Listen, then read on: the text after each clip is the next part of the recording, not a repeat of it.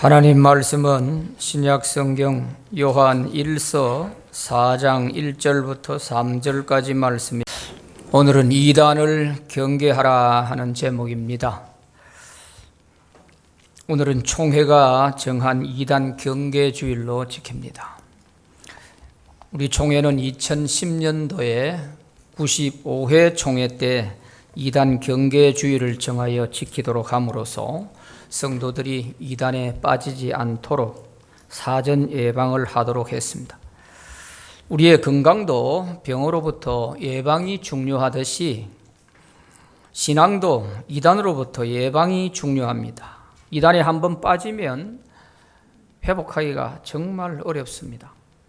가정도 육신도 영혼도 다 망가지는 거예요. 사진 한 장을 소개합니다.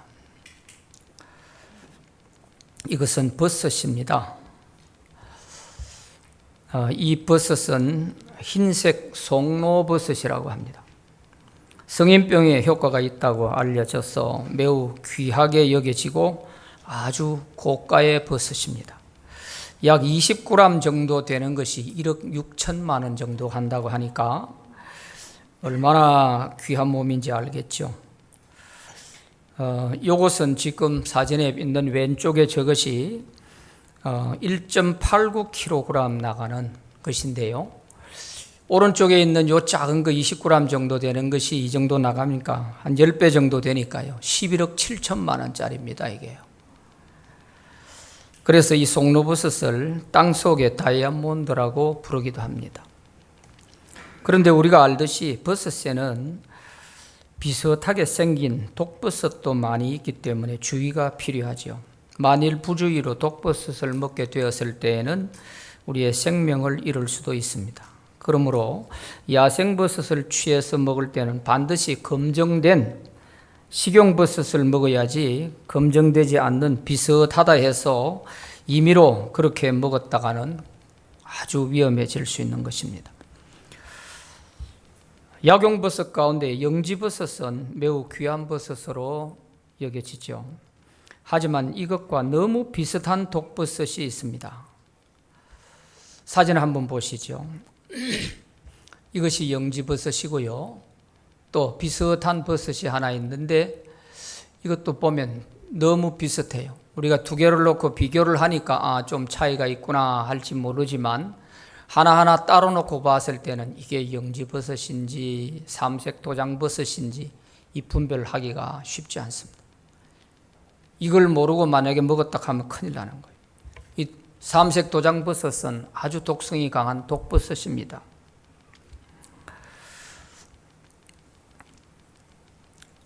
비싼 것일수록 또 좋은 것일수록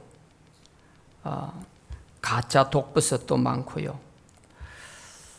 비싼 브랜드의 핸드백은 짝퉁도 많지 않습니까? 왜? 비싸고 귀하니까 그런 거죠. 이처럼 우리의 신앙에도 가짜인 이단이 많습니다. 그것은 우리의 가장 귀한 생명이 이 신앙에 달려있기 때문입니다. 그래서 예수님께서도 이렇게 말씀하셨습니다. 마태복음 16장 26절에서 사람이 만일 온 천하를 얻고도 제 목숨을 잃으면 무엇이 유익하리요? 사람이 무엇을 주고 제 목숨과 바꾸겠느냐? 그랬습니다. 목숨보다 귀한 것은 세상에 아무것도 없습니다. 그러므로 우리가 바른 신앙으로 영생을 얻느냐 얻지 못하느냐 하는 것이 바로 이 신앙에 달려 있습니다. 만일 우리가 이단에 빠지게 되면 영생을 잃어버리기 때문에 이단에 빠지지 않도록 주의해야 하는 것입니다. 그렇다면 이단이 무엇일까 하는 것이죠. 이단은 성경과 교회의 전통적 신앙 고백과는 다른 교리적 교육을 하는 개인이나 단체를 말합니다. 교회적 전통, 이것과 다른, 그 말은 검증되지 아니한 그런 뜻과 같은 것이죠. 그런가 하면은 또 사이비가 있습니다. 사이비는 뭐냐? 사이비는 종교 본연의 긍정적인 기능보다 자신들의 이익을 위해 사회를 어지럽히는 비윤리적인 개인과 단체를 말합니다. 그러므로 우리가 바른 신앙을 가지려면 성경과 교회의 전통적 신앙 고백이 있어야 하고 반드시 높은 윤리관을 가지고 있어야 합니다.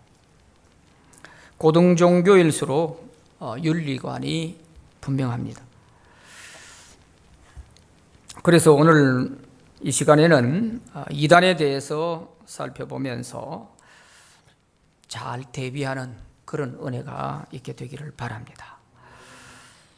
첫째는 이단의 특징이 무엇일까 하는 겁니다. 이단의 특징만 잘 알아둬도 우리가 이단에 빠지지 않을 수 있죠. 첫째는 교주를 신격화해서 숭배하게 합니다. 모든 이단이 다 마찬가지입니다. 그 이단의 특징 중에 교주를 신격화해서 숭배하게 만드는 거죠. 자신을 보혜사 성령이라고 하든지 재림하신 예수라고 한다든지 또 하나님이라고 한다든지 하는 이런 모든 것들은 다 자신이 교주가 돼서 신격화된 그런 이단들을 볼 수 있는 거죠. 통일교 문선명이는 자신이 메시아라고 하고요. 하나님의 교회 장길자는 자기가 어머니 하나님이라는 거예요. 그래서 기도를 할 때도 예수님의 이름으로 기도하지 않습니다. 안상홍의 이름으로 기도하고 그래요. 두 번째는 기독교의 기존 권위와 전통을 무시합니다. 기존 교회는 구원이 없다는 것입니다. 자기들에게만 구원이 있으니까 자기들에게만 와야 된다. 이렇게 주장하죠. 특히 이것은 신천지가 더욱 많이 그렇게 하고 있죠.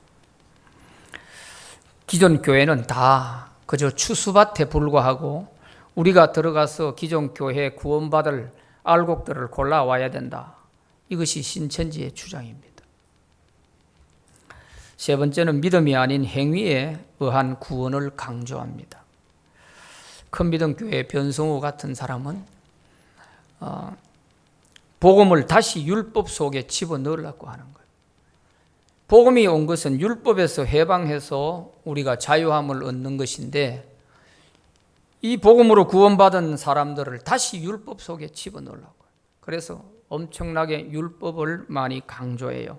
그래서 말씀에 어긋나면 구원 못 받는다. 이래서 율법을 많이 강조하죠. 네 번째는 자신들의 성경 해석을 절대화합니다. 이만희 같은 사람은 요한계시록을 해석할 사람은 자기밖에 없다는 거예요. 이 일곱 인을 뗄 자는 자기라는 거예요. 자기가 보혜사 성령이라서 이 요한계시록을 해석할 사람은 아무도 없다. 자기밖에 없다고 그래요. 이런 문제들을 가지고 있죠. 그래서 이 신천지 이만희는 성경을 비유풀이라든지 또 이런 것들로 인해 가서 성경을 자기 마음대로 자의로 해석을 하는 것입니다. 그래서 제일 먼저 이들은 비유풀이를 통해서 성경을 바르게 볼 수 있는 눈을 닫아버리는 거예요. 이렇게 해놓고 시작하기 때문에 그게 한번 빠지면 다른 것이 보이질 않아요. 다섯 번째는 교리서를 성경과 동등하게 취급합니다. 이것이 대단히 위험한 거죠. 통일교에서는 원리강론이라든지 JM에서 정명석이는 삼식개론이라든지 자기들이 만든 교리서를 성경과 동등하게 취급을 해요. 큰 위험성을 갖고 있는 것이죠. 여섯 번째는 재산 착취나 폭력, 살인, 협박, 성범죄 등 사회적 물의를 많이 일으킵니다. 우리가 매스컴을 통해서도 심심찮게 터져나오는 이런 사이비 이단들에 대한 비윤리적인 모습들을 많이 보고 있지 않습니까? 구원파 유병헌이가 어떤 사람인가, 구원파가 어떤 것인가 하는 것을 우리는 세월호 사건을 통해서 적나라하게 드러나는 것을 보았습니다. 결국 이렇게 되면 자기 자신도 마지막에는 자살로 마쳤지 않습니까? 일본의 전 총리 아베가 통일교에 연루됐다고 해서 한 청년에게 피살이 됐습니다. 그 청년의 어머니가 통일교에 수십억을 갖다 바치는데 가족들이 아무리 얘기를 해도 듣지 않는다는 거예요. 그래서 정부에다가 이 얘기를 했더니 정부에서 들은 척도 하지 않는다는 거예요. 그래서 이 정권이, 아베 정권이 통일교의 뒷배를 봐주고 있다 하는 것을 알고서 여기에 앙심을 품고 청년이 아베를 피살한 것입니다. 지금 일본 국회 안에는 이 통일교에 연루된 사람이 한두 사람이 아니라고요. 지금 발칵 뒤집어져서 지금 굉장히 시끄럽습니다. 1987년 8월 29일에 용인에 있는 오대양 집단 자살 사건을 기억하실 것입니다. 교주, 사이비 교주 박순자라고 하는 이 여인은 사채를 170억을 끌어쓰고 갚지를 못하고, 그래서 돈 빌려준 사람들이 돈 받으러 오면 하나하나 죽여가지고 저 지붕 천장 밑에다가 다 집어넣어 거예요. 그래서 무려 32명의 시신이 발견이 됐지 않습니까? 이단이 이렇게 무서운 거예요. 전도관 박태선이는 신앙촌을 경영하면서 도망가는 사람들을 잡아서 죽여가지고 암매장을 했는데 경주 토암산 뒷자락에다가 무덤을 만들어 놓았는데 거기서 1049의 시신이 발견이 됐습니다. 사람 죽이는 것을 이 사람들은 예사로 생각해요. 그래서 이단에 한번 빠지면 물불을 못 가르는 거예요. 얼마나 무서운지 말이에요. 우리 한국만 그러냐? 그렇지 않습니다. 이단자들은 세계 어디 가도 다 있는데요.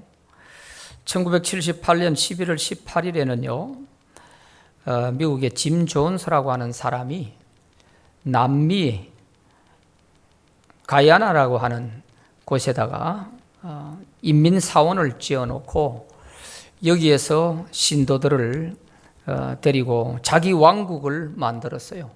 원래는 캘리포니아에서 하다가 교인들로 하여금 전부 다 재산을 다 교회에다 바쳐라. 그래서 똑같이 나누자. 이 공산주의식으로, 이분이 공산주의에 많이 교육받은 사람이었어요. 그래서 그렇게 하다가 미국에서 전부 이 신도들을 데리고 남미로 간 것입니다.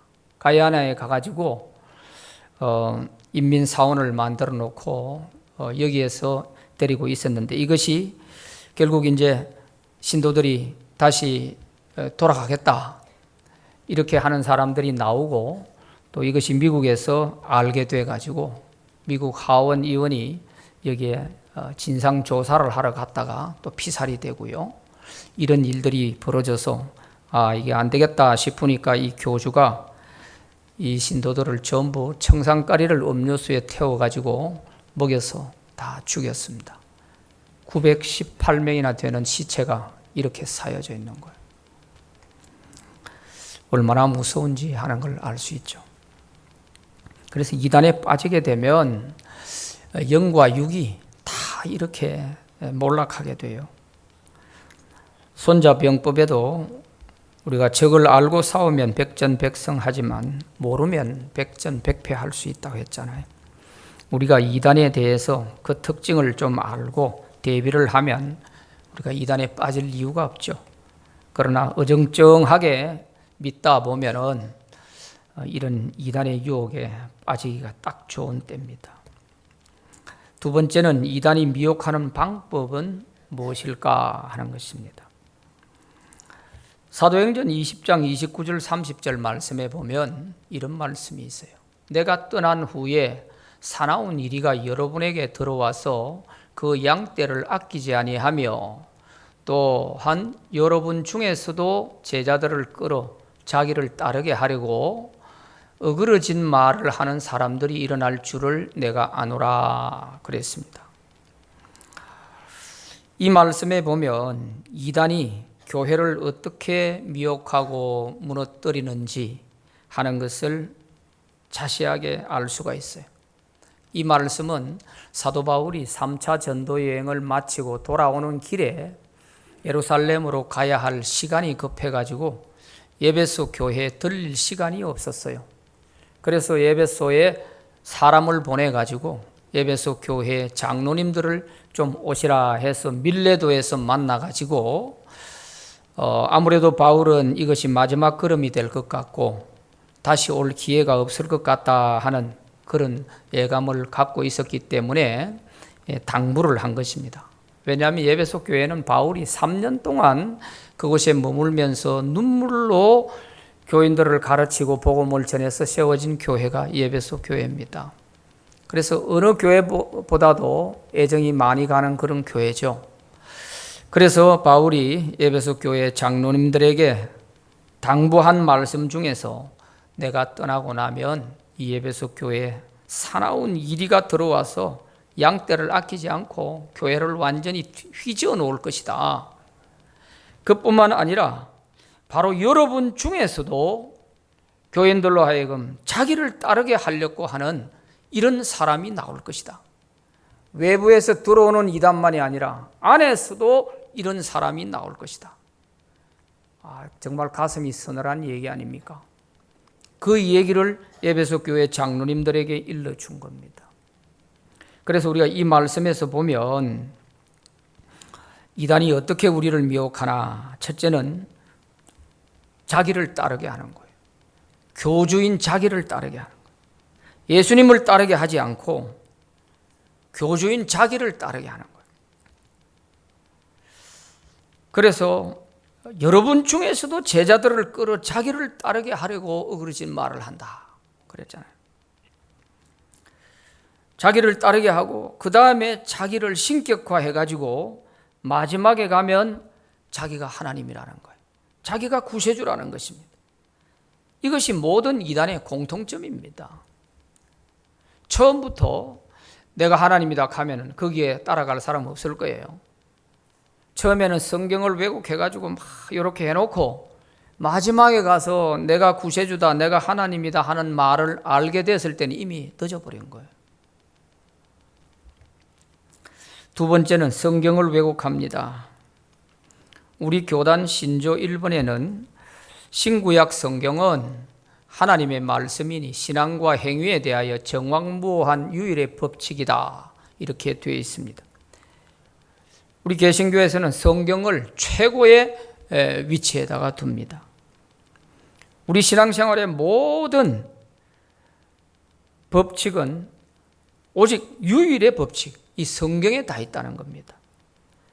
그러니까 성경을 바르게 우리가 배우고 바르게 믿는 것이 바른 신앙을 갖는데 가장 중요한 것이죠. 그래서 교회에서 임직식을 할 때는 반드시 임직자들에게 이 신조를 묻습니다. 모든 교인들 앞에서 손을 들고 묻고 답하게끔 분명히 하죠. 여기에 대해서 이의가 있으면 임직자로 세울 수가 없는 것입니다. 성경에 대해서 잘못된 신앙관을 갖고 있다면 안 되는 것이죠. 그만큼 중요하게 여기고 있다는 말입니다. 그러므로 성경을 우리가 잘 바르게 배우는 것이 무엇보다 중요합니다. 그런데 이단은 이 성경을 왜곡하여 가르칩니다. 성경을 상징적으로 해석을 하거나 비유풀이를 통해서 자의적으로 해석을 하는 것입니다. 그래서 성경을 억지로 꿰맞추기식으로 풀어서 잘못된 이단의 교리를 가르치는 것이 이단이죠.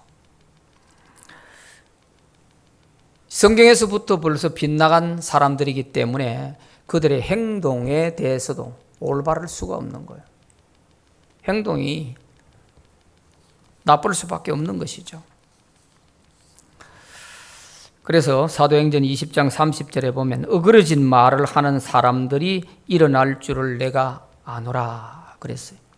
이 어그러지다 하는 이 말을 헬라어에 보면 디에스 트람메나라고 하는 단어인데 그 뜻이 왜곡한다 하는 뜻이에요.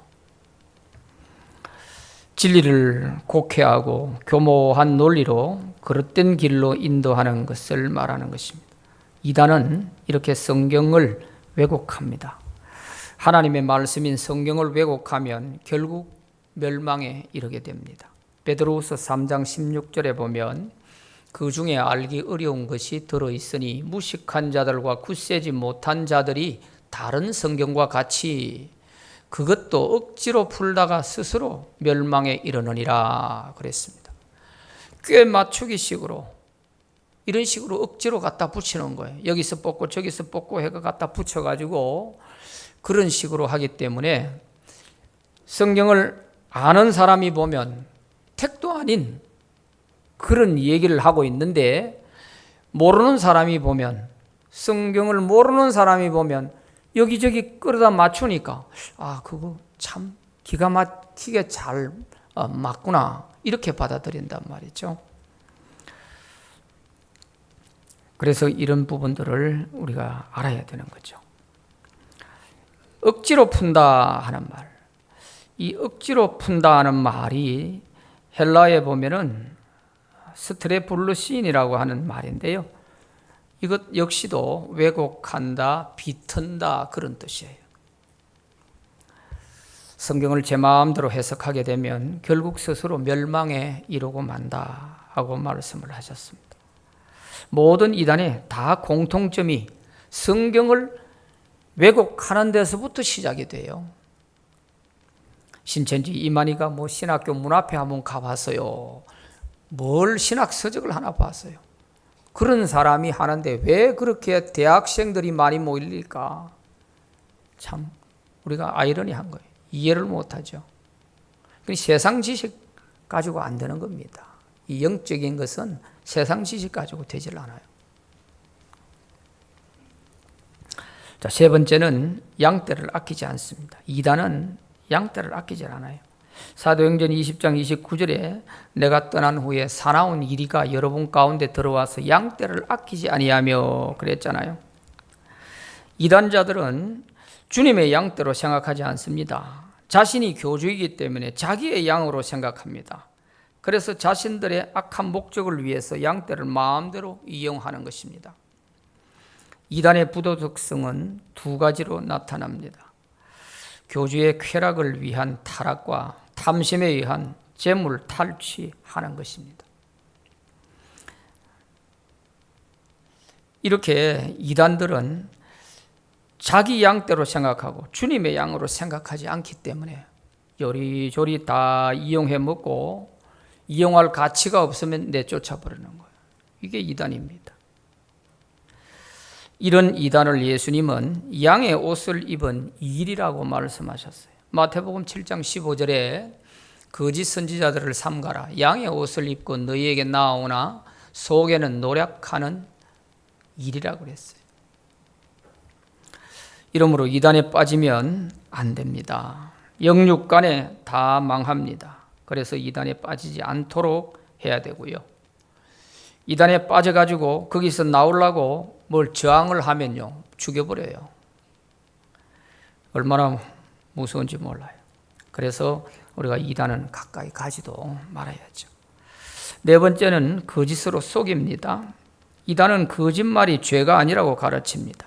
특히 신천지에서는 거짓말을 모략이라고 해서 죄책감을 느끼지 않고 거짓말을 마음대로 하도록 하는 것입니다. 그래서 선량한 성도들을 속여서 신천지로 데리고 가는 것이죠. 요한복음 8장 44절 말씀에 보면 너희는 너희 아비 마귀에게서 났으니 너희 아비의 욕심대로 너희도 행하고자 하느니라. 그는 처음부터 살인한 자요 진리가 그 속에 없으므로 진리에 서지 못하고 거짓을 말할 때마다 제 것으로 말하나니 이는 그가 거짓말쟁이요 거짓의 아비가 되었음이라 그랬습니다. 거짓말을 하는 자는 마귀의 자식이라고 예수님이 분명하게 정의하셨습니다. 그래서 이단에 빠지면 반드시 사기를 당하게 됩니다. 왜 이들의 전공이 속이고 거짓말하는 것이거든요. 그 뿌리가 마귀에게서 나오기 때문입니다. 이런 이단이 마지막에 갈 곳은 어디겠습니까? 바로 지옥 불못입니다. 요한계시록 21장 8절에 보면 그러나 두려워하는 자들과 믿지 아니하는 자들과 흉악한 자들과 살인자들과 음행하는 자들과 점술가들과 우상숭배자들과 거짓말하는 모든 자들은 불과 유황으로 타는 못에 던져지리니 이것이 둘째 사망이라 그랬습니다.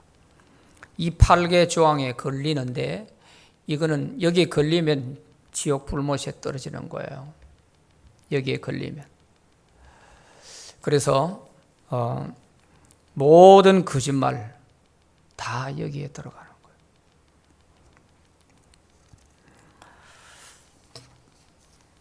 그래서 이단이 우리 영적인 눈을 완전히 가려놓고 그렇게 잘못된 길로 끌고 가기 때문에 우리가 절대 빠져서는 안 되는 것입니다. 자, 세 번째, 이단에 대한 우리의 대책은 무엇인가 하는 것이죠. 첫째는 영을 잘 분별해야 합니다. 오늘 본문 요한일서 4장 1절에서 3절 말씀에 보면 사랑하는 자들아 영을 다 믿지 말고 오직 영들이 하나님께 속하였나 분별하라. 많은 거짓 선지자가 세상에 나왔음이라.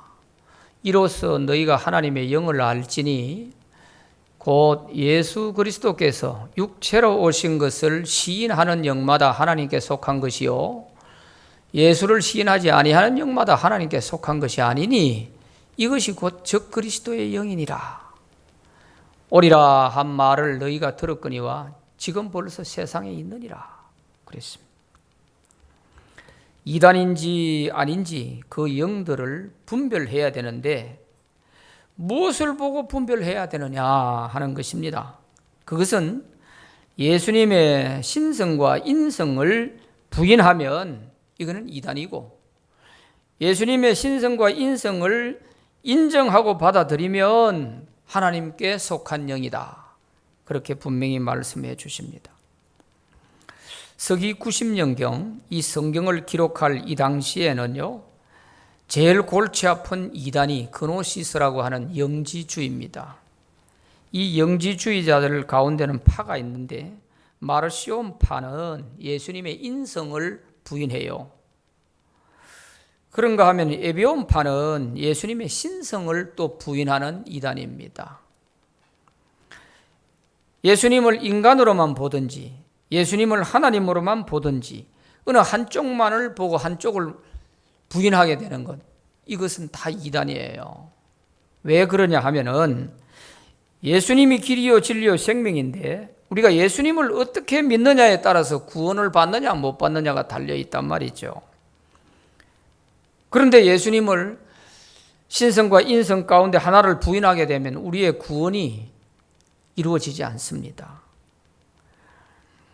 예수님이 하나님이시다 하는 이 예수님의 신성 때문에 예수님은 죄가 없는 분이 될 수 있습니다. 똑같은 우리와 인간의 몸을 가지고 있으나 죄를 짓지 아니할 수 있는 능력이 예수님에게는 신성이 있기 때문에 그런 거예요. 예수님이 하나님이시기 때문에 죄를 짓지 아니할 수가 있는 거예요. 죄가 없는 분이라야 우리의 구세주가 될 수 있잖아요. 그리고 예수님의 인성을 부인하면 또 안 되는 것이 예수님이 인간의 몸을 가지고 있어야 우리를 대신해서 십자가에서 우리 대신 형벌을 받으실 것 아닙니까?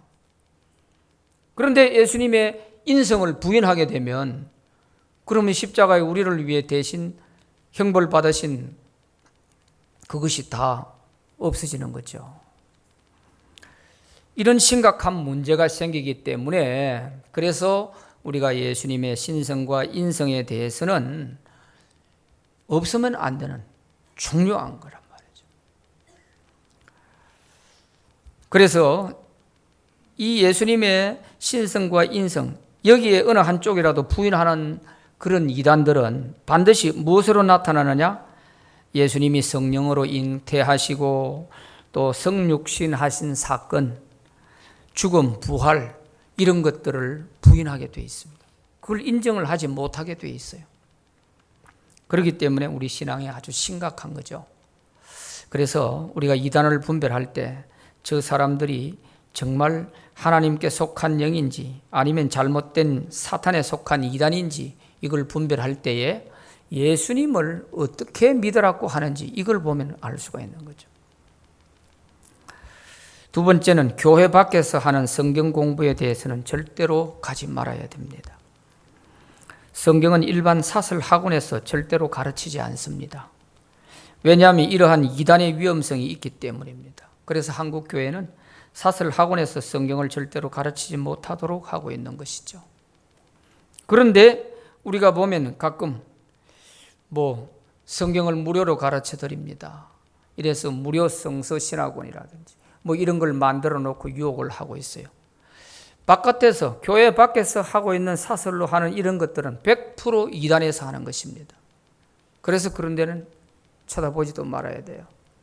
무료로 성경을 가르쳐 준다고 하니까 돈 안 드는 거니까 한번 가볼까 해서 갔다가 빠지는 경우가 많은 것입니다. 마치 이 거미줄을 쳐놓고 거기에 곤충이 걸려들기를 바라는 것과 같은 그런 함정을 곳곳에다 만들어 놓은, 이게 신천지에서 만들어 놓은 무료 성경 신학원이라고 하는 것입니다. 그리고 교회 밖에서 누가 성경을 가르치는데 아주 잘 가르친다, 이런 말을 하는 사람이 있으면 그 사람은 분명히 신천지 사람이에요. 그런 사람이 있으면 신고를 해주세요. 절대로 그런 곳에 가면 안 되는 거예요. 성경 공부는 우리 교회에 속한 교육자들이 가르치는 거기에서 성경 공부를 해야 이상이 생기지 않습니다. 세 번째는 이단과는 인사도 하지 말고 집으로 끌어들이지도 말아라, 그렇게 말씀하고 있습니다. 요한 2서 1장 10절 11절에 보면 누구든지 이 교훈을 가지지 않고 너희에게 나아가거든 그를 집에 들이지도 말고 인사도 하지 말라 그랬습니다. 집에 끌어들이지도 말고 인사도 하지 말아라.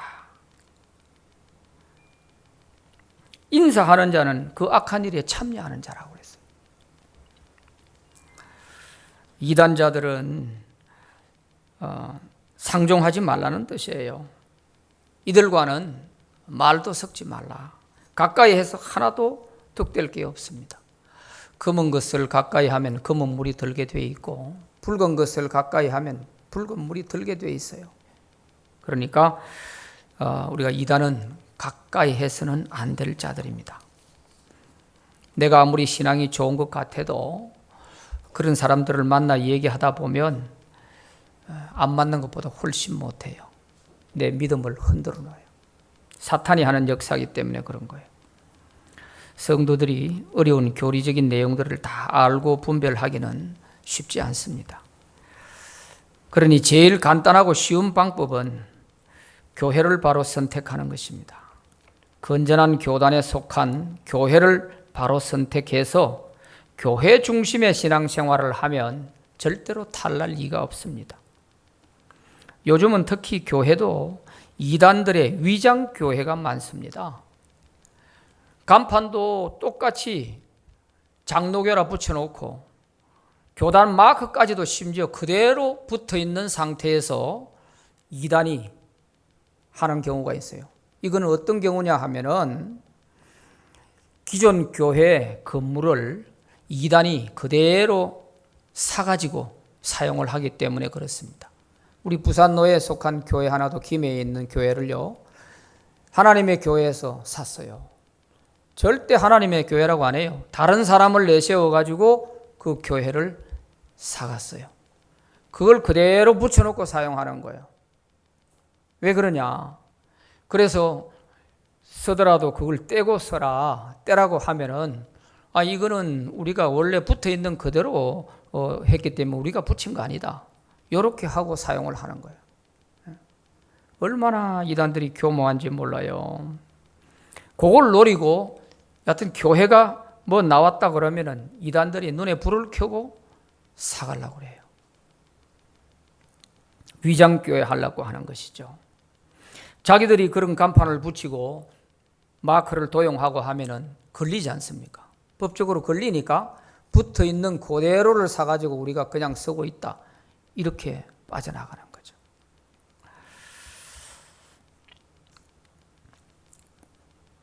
우리 교단은 마크가 분명히 있으므로 주보에 교단 마크를 보고 선택하면 되죠.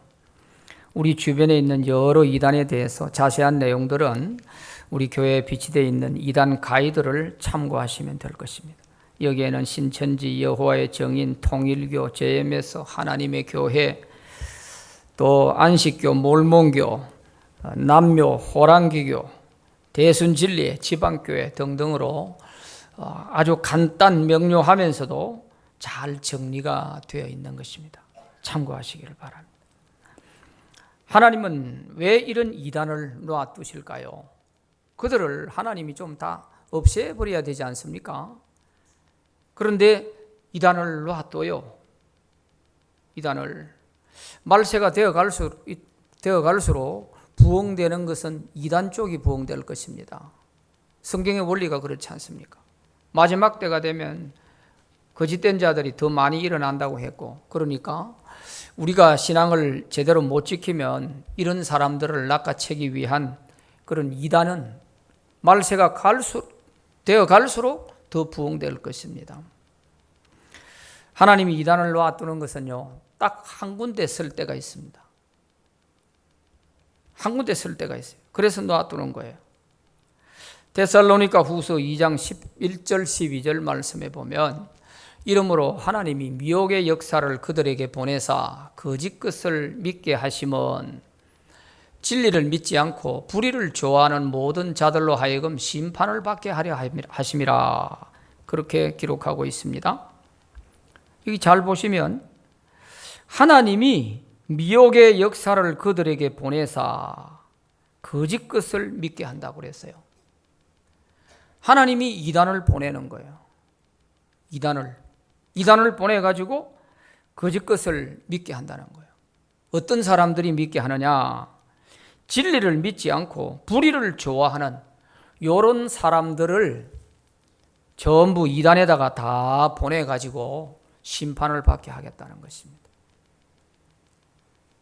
그러니까 기존 교회에서 자기가 올바른 진리를 가르쳐주면 그 진리에 대해서 받아들이질 못하고 온갖 불평, 불만을 다 하고, 그래서 자기가 다니는 교회에 대한 온갖 불만을 다 갖고 있고, 이런 사람들은 이단의 밥입니다. 이단은 그런 사람들을 노리고 있는 거예요. 오늘 말씀이 그거래요. 데살로니가 후서 말씀이. 쉽게 얘기하면 기존 교회에서 옳은 진리를 믿지 않고 잘못된 걸 좋아해서 자꾸 삐딱하게 나가는 이런 사람들을 전부 다 썰어 담아가지고 심판받게 하려고 하는 쓰레기통으로 쓰려고 하는 거예요. 이단을 놔두는 이유는 쓰레기통으로 쓰는 거예요. 쓰레기통으로. 그러니까 아무나 거기에 빠지고 싶다고 빠져지는 게 아니에요. 내가 벌써 영적으로 잘못되면은 그런 이단들의 손길에 쉽게 휙 넘어가는 거죠. 이런 점을 우리가 잘 알고 항상 깨어서 우리가 대비를 해야 하는 것입니다.